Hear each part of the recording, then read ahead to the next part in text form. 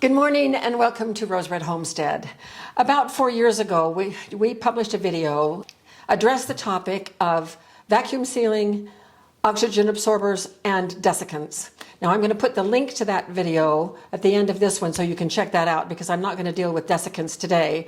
So if you're interested in that information, it's in that video. Over the past 4 years, as I have gained more experience and done quite a bit more research, I have adjusted my thinking just a little bit on these topics. And so if you look at both videos and there is contradictory evidence or contradictory statements between the two, follow the statements that I give in this video, because they are most current and based on more current research. So the idea here is that many of us have a lot of foods that we store in our level 3 storage. And that is from our way of calculating food storage. We have level 1, level 2, and level 3. And level 3 is long-term. Now, we interpret long-term as anything beyond 2 years. Level 1, our level 1 is for about 60 days. It is more immediate. Level 2 is up to 2 years. And level 3 is for long-term storage. Now, foods for long-term storage, we are talking only about the dry foods, not the foods that you can put in your freezer, not anything else except the foods that are really, really dry. So what do those foods look like? And I have some samples here. So on the front row, I've got some dried corn. This is rice. This is split peas. And from our freeze-dried shelves, I have some buttermilk flakes, some hash browns, some whole eggs, powdered, and then some onions. So these, and this is a bucket of beans, and this bucket represents all the buckets that we have out there in various sizes, from this 2-gallon to 5-gallon buckets, which is what a lot of our food storage is composed of.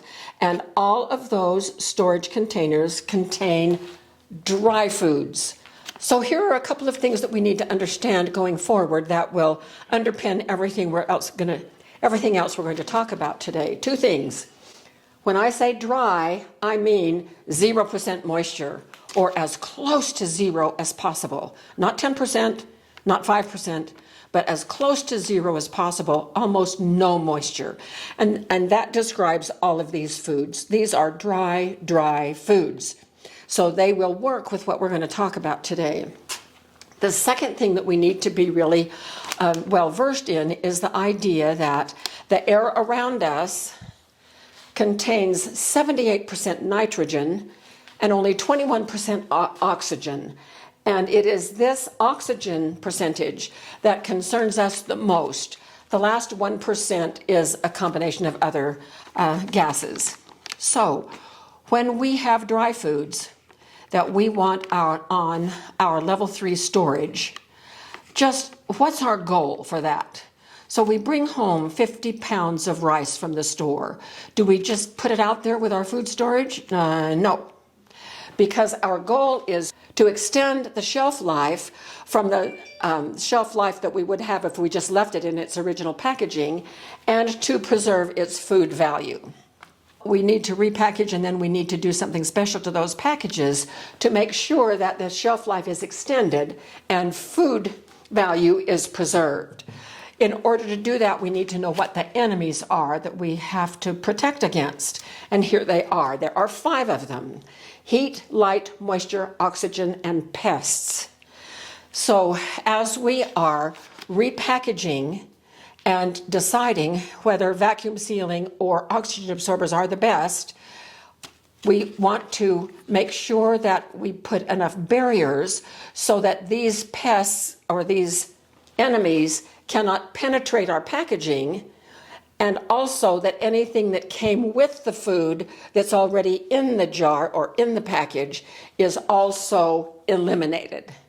And so we have to do some interventions, and that's what these wavy lines, those are interventions to put a barrier to these enemies. So external barriers are the types of packaging that we use. Well, one of the best packages that we can use, provided, we store things in bulk, But we also store things in our pantry in various things too. And so glass is always a great choice. Mylar bags are also a really good choice. Those are the two best ones. And then we have the food grade buckets. This is a 2-gallon, and we have 5 gallons out there in our storage too. So that provides a barrier for, if we store it in a reasonable location where the temperature doesn't go much above 70, well, I wish. We always fight heat in the summer and cold in the winter because our food storage is not in our house. It's out in our garage. I wish we had a basement because that would solve our problem, but we don't. And we all do the best we can with what we have. And so that's us. We're doing the best with what we can. Heat and light, we can certainly keep the light out because it's in the garage. The garage is dark most of the time. Moisture, that one is really important. That's why we have 0% moisture. So once we put that food in the bag, we don't want any more moisture to be able to get in. And there are really strong reasons for that we'll get to in a minute. Then oxygen. Why is oxygen an enemy? Well, because it oxidizes food. If there's any fat in the food, like these eggs, then if the oxygen is in the jar, over time, it is going to oxidize that fat and make it rancid. So it destroys the taste, it destroys the color, it destroys the food value. So oxygen is a pretty formidable enemy that we want out of our food storage containers. And then the last is pests. So pests, both external and internal. External, like rodents, we don't want to allow them to get in, and rodents can chew through Mylar bags. Ask us how we know about that. And many of you have had the same experience. So storing food in Mylar bags requires that you also then put it in an additional container like a plastic bin, or some people use metal garbage cans with lids, the old-fashioned kind of garbage cans, to keep rodents out. Whatever we need to do, we do to save our food. And then there are insects, like eggs that come in wheat, for instance, weevils that can already be in the wheat when we buy it. And then there are the really small life, like bacteria or fungi, mold, mildew, things like that, that also can attack from within. So we need to be sure that we are using storage containers that work well and that our storage conditions are as good as possible. Then for the internal elimination of the oxygen and the insect eggs, if they might be present, we do either vacuum sealing or oxygen absorbers. And so we're going to dive into those in just a minute. But first, I want to give you a warning, because we are dealing with removing oxygen from the jars, which creates an anaerobic situation, a situation that has 0 oxygen. And there are certain bacteria that love a no oxygen and anaerobic environment. And one of those is botulism. And so, yes, we're concerned with botulism when we pressure can things. We are also concerned with botulism when we start vacuum sealing and using oxygen absorbers that removes the oxygen from our storage containers. So here is the warning. This is a deadly combination. If by any possibility there might be some spores of botulism in this little bit of wheat that I have right here, along with the fact that wheat and everything that you see here is low acid. Most of the dry foods that we preserve are low acid. If there is any moisture, hopefully there isn't, because we've gotten rid of it. If there is low to no oxygen, yes, there will be, because we're taking it out. And a moderate temperature, which is exactly what our storage conditions should have, about 70 degrees in that range, give or take about 10 or 15 degrees on either side of that. Those are the perfect growing conditions for botulism spores to turn vegetative, grow, reproduce, and produce that deadly toxin that can kill us. And so we can't control any of these except for the moisture, because everything else, low acid, it just is. Wheat is low acid. All of these things are low acid. low oxygen or no oxygen, we create that, but we have to because we have to get rid of the oxygen. So that's a yes, that's there. So low acid is there, low or no oxygen is there, moderate temperature, that's our storage condition. The only thing that we can really control ourselves is the moisture. And so that is why we have to make sure that this is zero moisture or as close as possible. That way, if we eliminate the moisture and this is not a factor any longer, this deadly combination is gone. And so it is important for us to monitor that moisture. Okay, so let's get into vacuum sealing. The idea of vacuum sealing is to remove all of the air out of the container. So vacuum sealing is best for short-term to medium-term. Now, here are two ways that you can vacuum seal. This is a home vacuum sealing machine, and I had this set up from another vacuum sealer, and I was able to rig it to use with this one. But what I can do now is to put this on, just like this, and I hold this in place and go, and that motor is really, really powerful. You can hear it.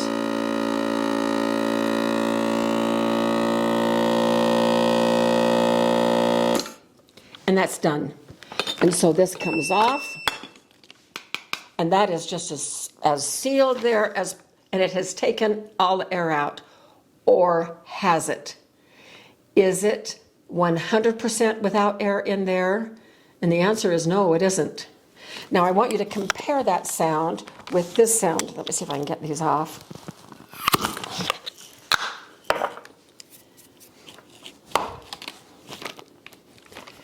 Now compare.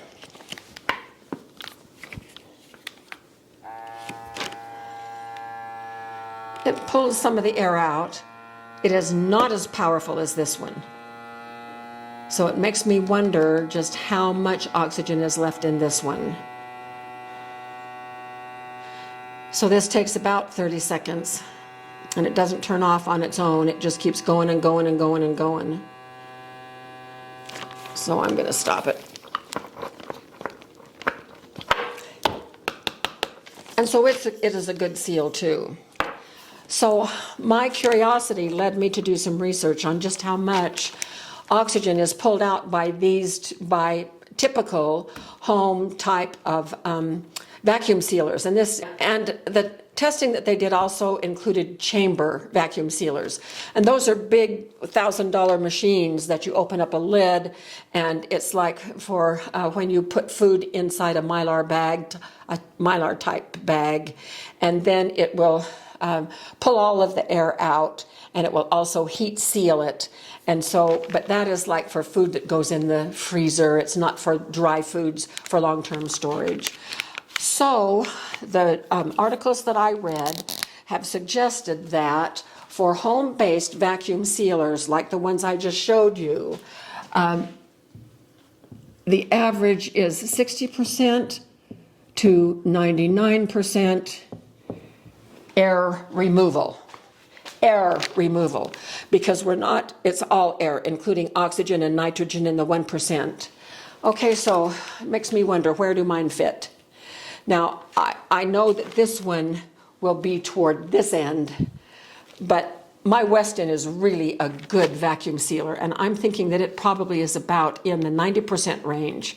I bet it takes out, because I've seen what it does to Mylar bags when I vacuum seal those Mylar bags, and I have a way to do Mylar bags that vacuum seal Mylar bags. I think I show it in that other video I'm going to link. I'm not going to do it today, but I've seen how it just pulls in that Mylar and wraps it so tightly around the food, and so I'm guessing that it's in about the 90% range. So if all I'm wanting to do is to kill insects and insect eggs, how much oxygen needs to be left in a jar for that to happen? Well, I read 3 studies, 2 from National Institutes of Health and 1 from Penn State, all based on peer-reviewed journal articles And the Penn State article itself was peer-reviewed. And here's what the results were. There were 3 studies, and there were 3 outcomes. One study said, well, if you can get oxygen between 1 and 2% in the jar or in the container, the bugs will die. The second study said, if you can get it down to 3%, then the bugs will die. And Penn State said 5%. And so, and this is typical. If you check various sources, you're going to get various answers because the experimental setups were very different.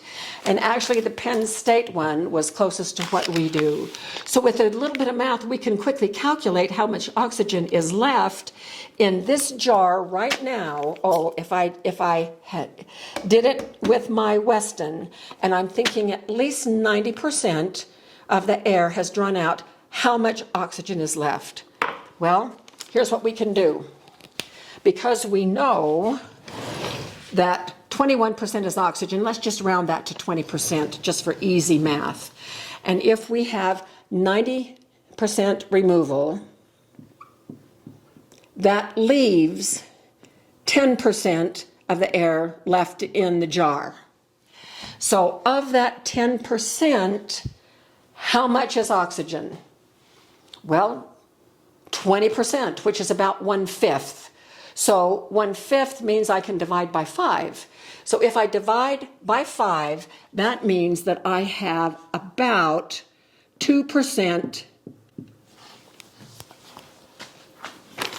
of what's the air left in here. 2% is oxygen. So does that kill bugs? Yes, it does. Right here, 2%. All right, so I can even, in 80%, if it was 80% removal, that means 20% would be left.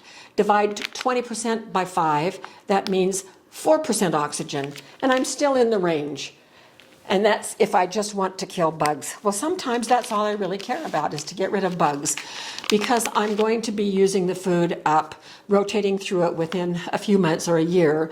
And so I don't usually bother with an oxygen absorber because oxidation is not going to occur that fast. Oxidation occurs over time, and especially if oxygen level is so very low. And it'll be okay. So I don't want to go to that expense. But maybe we do want to go to that expense. Maybe we do want to ensure that all of the oxygen is gone. So if that's the case, then we have 2 options. We can either vacuum seal to get it out as much as possible and then throw in an oxygen absorber as well, and we are done with all of the oxygen. Doesn't matter what percentage of air is left. If we put in the right size oxygen absorber, then we've killed it all. And all of the oxygen is gone and our food is safe. And so using a combination of the 2 works really great if that's what you would like to do. Now, oxygen absorbers come in different sizes, and so the trick is to make sure that you pick the right size for the right size container. Now, I have 50 cc's, 100 cc's, 2,000 cc's, 300 cc's. This is a brand new package of 2000s, and there's a little indicator, and the indicator is pink, and it's like a little piece of felt right there. If it turns blue, that means oxygen somehow got in, and all of these are spent because they have used up their chemical. The chemical is like iron filings, iron powder, and it pulls. It reacts with oxygen and creates a little bit of heat. You can feel that heat. It's not as warm as a hand warmer, but because it is a chemical reaction, you're going to get a little bit of heat. So in looking at a lot of different places on the internet, there is a range of what is recommended in terms of the size. Half a pint, which is an 8-ounce jar like this, requires 50 cc's. A pint is 100 cc's. A quart, and everybody was pretty much agreed on these two. But between a quart and going upward in volume, then there were discrepancies. Some people said 200 cc's, others said 300. Gallon, 500 to 800, and 5 gallon, 2,000 to 2,500 cc's. So which is right? Well, this is where we start using our own brains. We don't need someone else's brains. If we have this kind of a scale and know what it is, then we can make our own judgment. For instance, take a look right here. These are onions. If I'm going to put an oxygen absorber in here, these are pretty loose. There's a lot of air in here, and pretend that they're all the way to the top. Now, compare that to rice. And again, if it was all the way to the top. And most of these calculations are done with the food all the way to the top. So if this was a quart and this was a quart, it is a quart. Which one will have more air in it after the product is all the way up to the top? This one will. Because the chunks are bigger, there's more air in between, these are more tightly packed. So for onions, and if we're talking about quarts and not a 2-quart, but quarts, for the onions that have more air in here, I might pick the 300. But for the rice, which is really tightly packed, there's less air in there. And so I'm probably going to go with the 200. So we can use our own ability to figure out what is best for any given jar or container and make the best choice instead of having somebody tell you, well, if it's this size, then use this. And so we have knowledge, which is power. So this really is a summary of what things that you can do. Now, using a combination of both works very well. There are some foods that you should never use an oxygen absorber with. Anything that has any moisture in it, like brown sugar. If you want a hard block that you can't ever break down again, then go ahead and put an oxygen absorber in some brown sugar. So don't ever put an oxygen absorber in things that are powdery, or salt and sugar never need either of these because they're natural preservatives on their own. So I just put those in buckets and put the lid on, and they stay for years and years and years and are just fine. So just make sure that you are careful about which foods that you use for your oxygen absorbers. Preserving dry food can be an adventure. And once we get this knowledge under our belt and then practice it for a little while, it's just going to be second nature. Thank you so much for being with us for this revisiting of oxygen absorbers and vacuum sealing. I hope the information is useful for you and that you will start using it at home and be very successful in your own goals of putting together your food storage in levels 1, 2, and 3. So thank you, and we'll see you very soon for more videos.